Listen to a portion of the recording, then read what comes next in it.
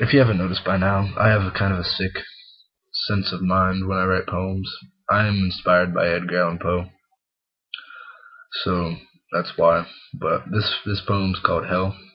It's not really any true motivation on writing it. It's just me rattling off what's in my head. Walking through the streets feeling like a killer, people staring like an 80s thriller. The monster inside is glaring at the open door, waiting to escape. Escape and take shape into this merciless terror. Hell is the ring, and I'm the ring bearer.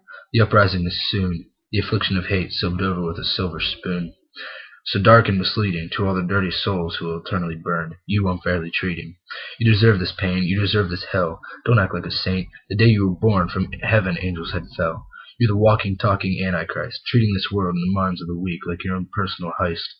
So my friend, don't try to understand. For your deeds you will forever stay in this fiery, torturous land. Hell.